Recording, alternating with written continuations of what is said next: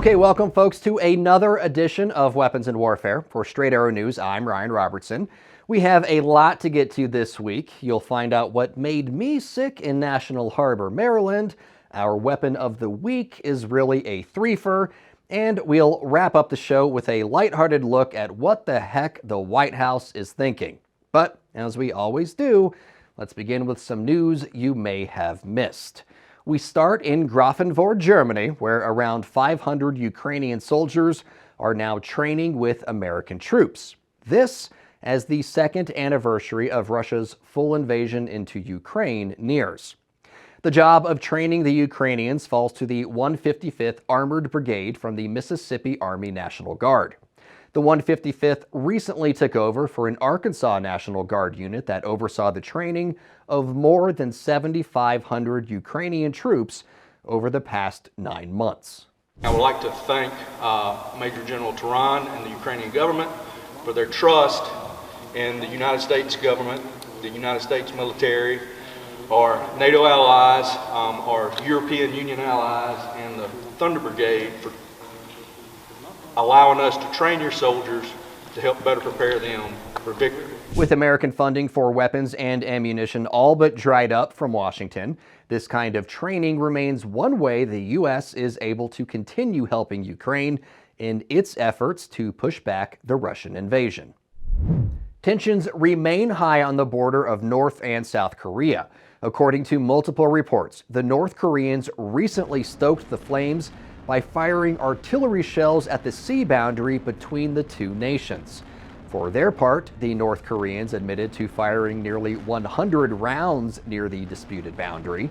However, they denied shooting an additional 60 rounds the following day. All of that was followed by multiple rounds of rhetoric from each side. And now an agreement reached in 2018 between the two nations is at risk. That was a deal to ease pressure on each country's defenses. Many experts point to South Korea's upcoming elections in April as motivation for the North to provoke the South. Clean energy. It's a term not often associated with the U.S. military, but there is an effort underway to change that. The U.S. Naval Research Laboratory is helping lead the charge to put hydrogen fuel cells to work. The lab and its partners are helping to develop hydrogen power units to power the Marine Corps' Stalker unmanned aircraft. So a hydrogen fuel cell is a device that takes hydrogen fuel and air from the environment, combines the two, and when you do that, you produce two things, electricity and water. Do it that way rather than burning it. The process is much more efficient and you get electricity directly. In addition to reducing carbon emissions, the appeal for operators can be seen in flights that are substantially longer than a battery-powered electric aircraft. The project could also help the Marine Corps reach their goal of reducing the need for liquid fossil fuel by 50% by 2025. Good luck, Marines. That's ambitious. Training. The word alone can send even the most enthusiastic of professionals running for cover. But not all training involves a beige conference room and a spread of stale donuts. For some soon-to-be pilots in the U.S. Air Force, the next evolution of training looks like something straight out of Ready Player One. So, up is left, down is right?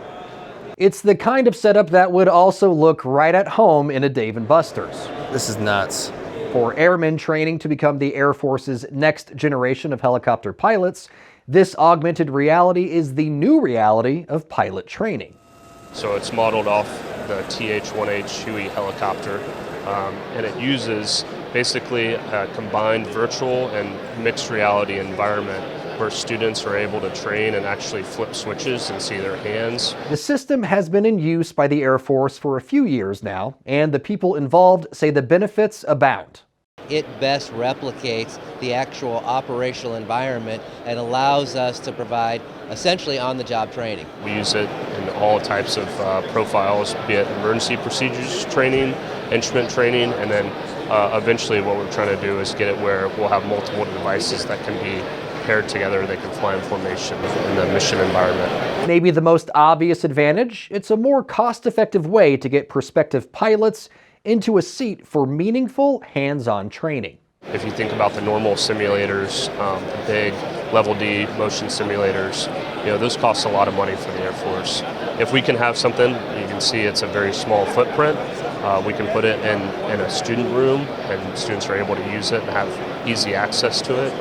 That's a big win for the Air Force.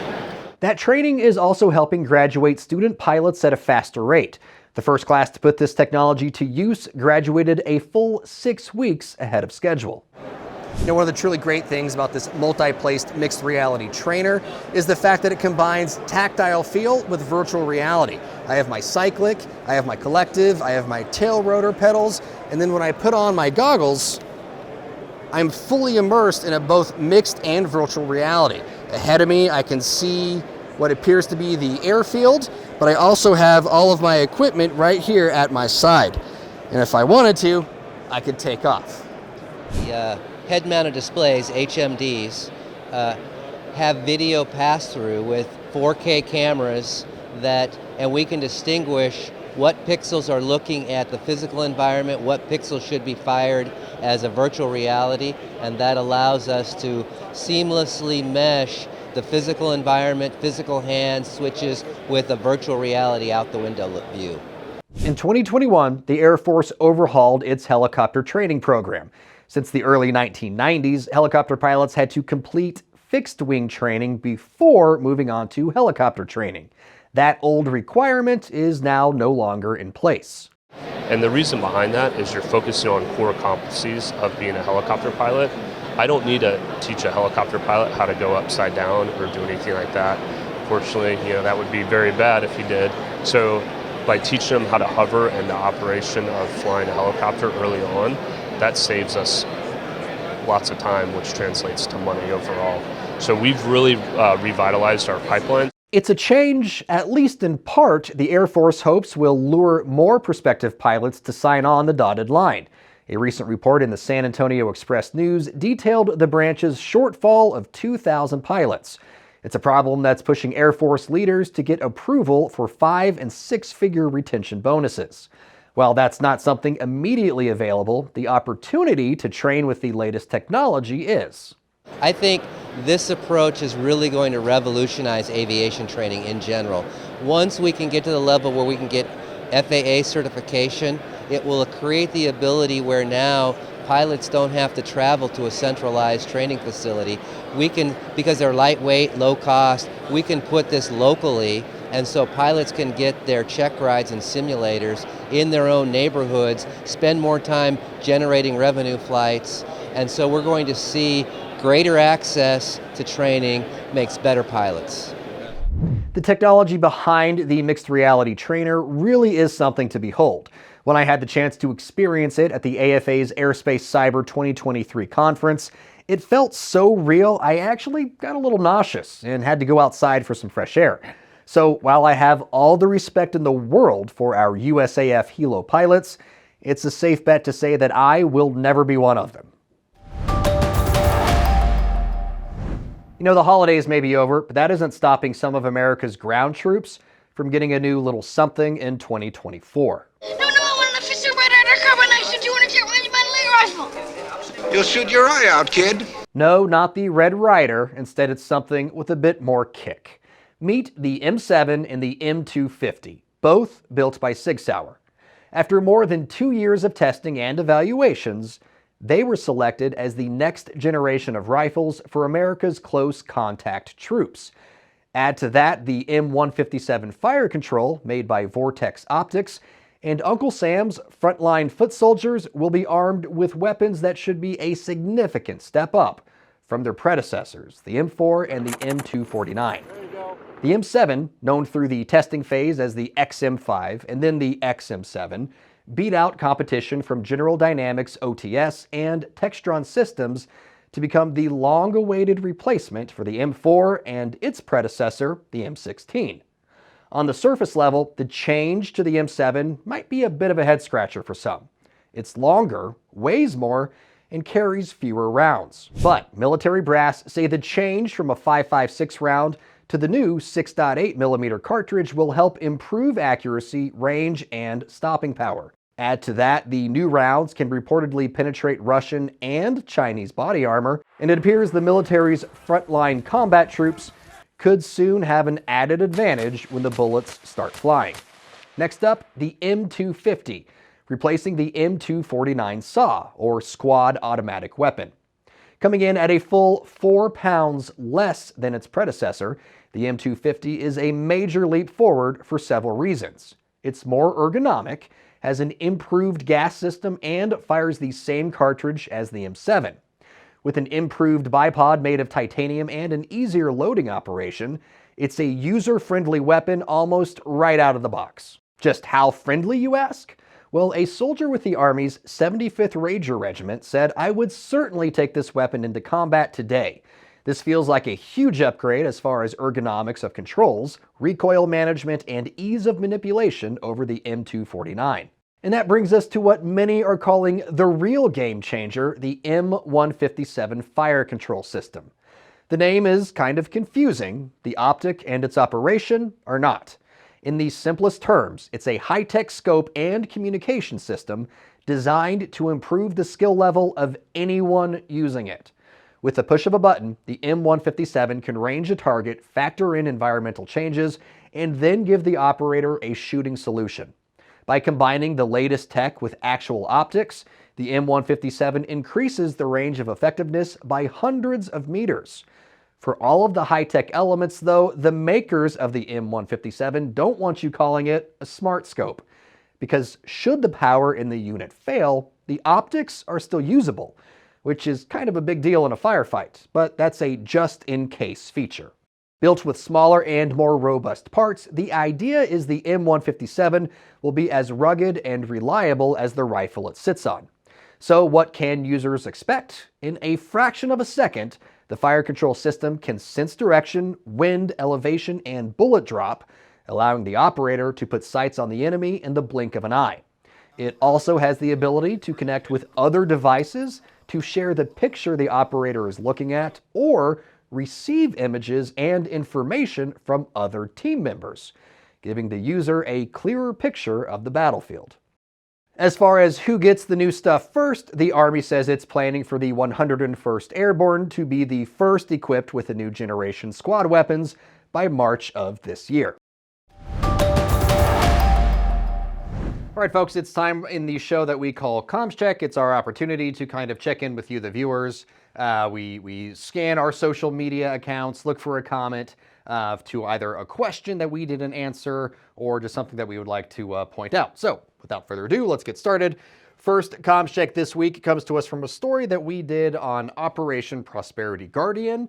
This is the U.S. naval operation that started back in December to protect shipping in the Red Sea. Houthi rebels were attacking vessels, commercial shipping vessels in the Red Sea in solidarity with their quote-unquote brothers in Gaza, as the Houthis said. So the question comes from Diogenes, I think is how we're going to just go ahead and pronounce that handle there. But Diogenes says, we give a military operation a name and then we simply pretend like we're doing something while we don't do anything. Shaking my head. Well, Diogenes, I was with you for a long time, if I'm being honest. Operation Prosperity Guardian started back, like I said, in December. The U.S. said that there were 20 partner nations, although half of those nations didn't even want to be named. The Houthis had launched dozens of attacks against commercial vessels, and had also most recently launched attacks against U.S. naval vessels. Now, up until this past weekend, Diogenes, Prosperity Guardian hadn't really done much. In fact, many of the partners had kind of just decided to go their own way, protect their own ships, looking at you, France. But over the weekend, the US and the UK and a few other nations, Australia, Canada, the Netherlands, and Bahrain, they all partnered together and kind of kicked the crap out of a lot of Houthi strongholds. They used FA-18 Super Hornets, 3 US destroyers, 1 British destroyers launching Tomahawk missiles, more than 150 munitions total, took out 60 targets at 28 different locations. So For a while, the U.S. kept warning the Houthis, stop it, stop it, stop it, or else. The Houthis didn't take the warning, and now the or else happened. Is this the last or else? I kind of think that remains to be seen. A lot of it depends on how the Houthis respond to getting smacked in the face. Of note are the targets. Now, the targets were a lot of radar sites and some of the launch sites, as well as the manufacturer facilities of these weapons that the Houthis were launching, the drones and the missiles. So if their production facilities have been taken out, it stands to reason that their strikes will probably diminish, although the Houthis are completely backed by Iran. So if Iran comes in and says, here's a bunch more weapons, well, then it's going to require some more strikes. But to answer your question, Diogenes, yes, for a while, Prosperity Guardian hadn't really been doing much. Now it seems that the US and the UK, and like I said, Australia, Canada, the Netherlands, and Bahrain have decided enough was enough and gave the Houthis a little bit of freedom when they might not have been requesting it. The next comms check that we have comes to us from a story that we were doing on Russian losses and kind of the tenuous place that the Russian military finds itself in Ukraine. Caleb Mahoney said, Russia's goal has already been met. They are simply holding the lines now as their goal has already been met. Under no metric can you spin this to say they are losing, they already won. And this is a response. In the video, I said that Russia was losing the ground war because militaristically they are losing and they have not accomplished the goals that they set out. What are those goals? As I switch my notes here. Vladimir Putin said very early on that Russia had three primary goals: subjugate Ukraine, replace the government there, and annex large swaths of the country as Russian. Essentially create like another little Belarus that they can vacation in from time to time. That's not happened. The Ukrainian government still stands. Volodymyr Zelensky, still the president, still leading Ukraine. And the areas that Russia tried to annex, the 4 areas to the east, those are very still contested heavily and not under Russian control by any stretch of the imagination. This is a fact. This isn't me saying this. This is facts on the ground, Caleb. So that's not me spinning it. That's just the way the situation is. Now, if you want to talk about who's winning the war, though, then you can start getting into the idea of the theory of victory. And for that, I would steer you towards a Dutch military officer who wrote a piece for the Institute or the Modern War Institute. That author's name is Marnix Provost. And to sum up the paper that they wrote, essentially, Russia doesn't necessarily need to win on the battlefield in order for the world to perceive that Russia was able to win against the West and NATO if they can somehow turn the stalemate in Ukraine into a ceasefire that Russia is able to hold on to any ground gain. While it might not be an outright victory, it would be, in the eyes of Russia propagandists, and Russia's puppet regimes around the world, that would be a victory. So, Caleb, militaristically, Russia is losing, but they can afford to because they have more resources. On the whole, they might be winning the propaganda war or the theory of victory, if you will. So, thank you for your questions, folks. Really appreciate it. Who knows, maybe next week it'll be your comments. So, wherever you're watching, however you're watching, comment below, and then maybe next week, your comment will be featured right here on Comms Check. All right, folks, it's time again for Ryan's Wrap. This week we're talking ATACMS, Ukraine, and trying to figure out what the heck is the White House thinking.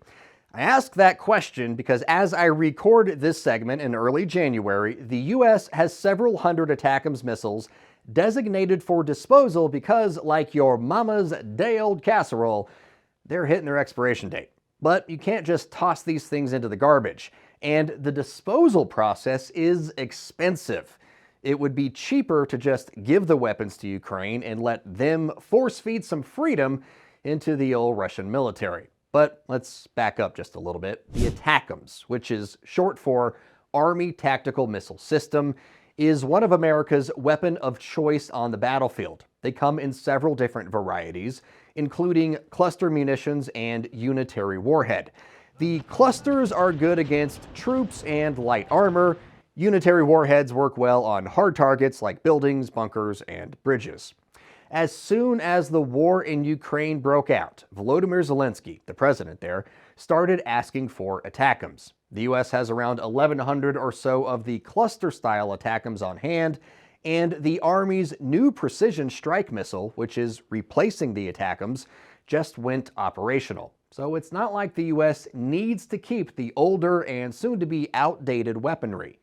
The White House did eventually send a handful of the cluster-style ATACMS to Ukraine last October, and when I say handful, I mean less than 20. Ukraine is really good about getting the biggest bang for the buck, though, and used those ATACMS to take out 14 Russian attack helicopters at 2 different airfields. Ukraine also proved its ability to attack the Kerch Bridge, a key supply line to Russian troops. So imagine what they could do if they got their hands on, say, a few hundred ATACMS. I am certainly not alone in questioning the White House's motivation here. If the goal is to help Ukraine win the war and do so on a budget, it makes logistical and financial sense to send Ukraine the ATACMS. It's the same argument that was made for tanks and jets. The U.S. has more than it can use.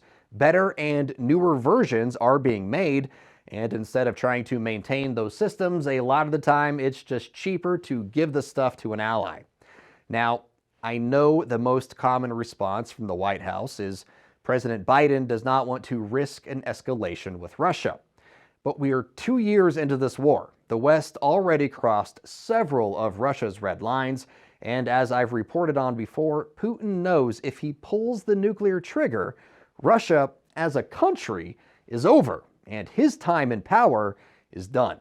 Yes, on the whole, I agree we should be concerned with Russia trying to escalate things.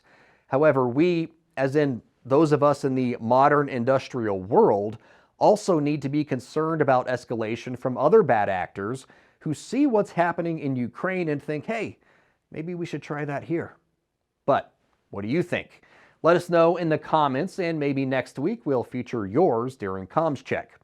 In the meantime, though, for senior producer Brett Baker, video editor Brian Spencer, and graphic designer Dakota Patillo, I'm Ryan Robertson with Weapons in Warfare, signing off.